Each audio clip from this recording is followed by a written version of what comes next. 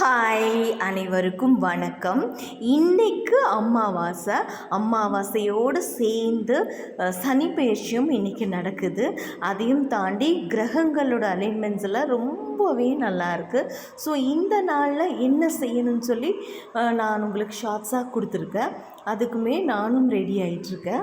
Sharp 8 o'clockலேருந்து 8:18 நம்ம விளக்கேற்றணும்னு சொல்லியிருந்தேன் இல்லையா?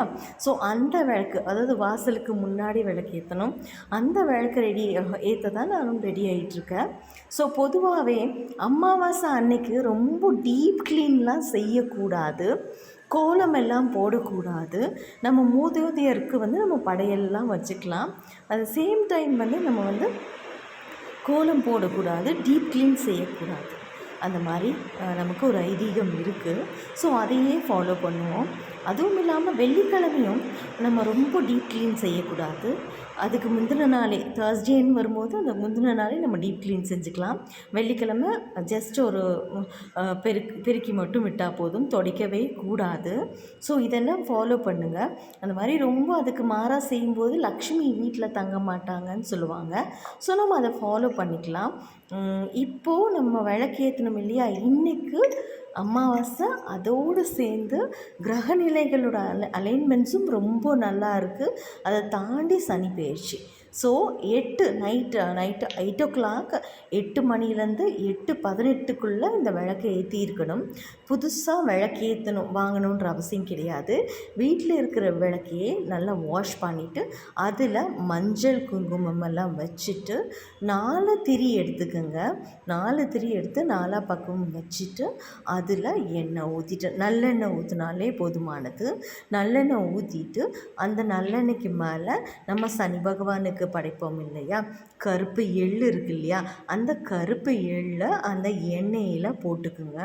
எண்ணெயில் போட்டுட்டு ஷார்ப் 8 மணிலேருந்து 8:18 நீங்கள் ஏற்றிடுங்க. இந்த மாதிரி ஏற்றும்போது நம்ம குடும்பத்துக்கும் நம்மளை சேர்ந்தவங்களுக்கும் ரொம்பவே நல்லது. நமக்கு மட்டும் கிடையாது, நம்ம குடும்பத்துக்கும் அதே மாதிரி நம்மளை சேர்ந்தவங்களுக்கும், அதாவது நம்ம பொதுவாகவே நம்ம குடும்பத்துக்கு ரொம்பவே நல்லது. அந்த கிரகங்களோட நல்லாசி நமக்கு கிடைக்கும். அதுதான் ஐதீகம். ஸோ நானுமே அதை ஏற்ற தான் ரெடி ஆகிட்டுருக்கேன். நான் 6 o'clock என்றைக்குமே நம்ம விளக்கேற்றுவோம் இல்லையா? ஷார்ப்பாக 6 o'clock விளக்கேற்றிக்குங்க. அது இல்லை கொஞ்சம் அந்த பக்கம் இந்த பக்கம் ஆனாலும் ஒரு 6:30 ஏற்றிக்குங்க. அதுக்கு மேலே ஏற்றக்கூடாது. ஸோ அந்த மாதிரி வீட்டில் விளக்கு ஏற்றியாச்சு. அதுக்கப்புறம் நான் 8 o'clock வெயிட் பண்ணிகிட்டு இருந்தேன். அதுக்கு முன்னாடியே நான் எல்லாம் ரெடி பண்ணி வச்சுக்கிட்டேன். விளக்கெல்லாம் கழுவி வாஷ் பண்ணி பொட்டெல்லாம் வச்சு எள்ளெல்லாம் உள்ளே போட்டு எல்லாம் ரெடி பண்ணி வச்சுக்கிட்டேன். 8 o'clock அந்த டைம் வர வர்றதுக்கு தான் வெயிட் பண்ணிகிட்டு இருந்தேன். அந்த சந்தில் எனக்கு ஒரு டீ இல்லாமல் வேலை நடக்காது இல்லையா? ஸோ டீ குடிச்சிட்டு வீட்டுக்குள்ளே விளக்கு ஏற்றிட்டு 6:30 விளக்கு ஏற்றிட்டு டீயை குடித்தாச்சு. டீயை குடித்ததுக்கு அப்புறமா டைம் பார்த்தேன், ஷார்ப் 8 o'clock இருந்துச்சு. அப்புறம் பூவை ரெடி பண்ணி வச்சுக்கிட்டேன். பூ வச்சுட்டு அதுக்கப்புறம் விளக்கேற்றுங்க.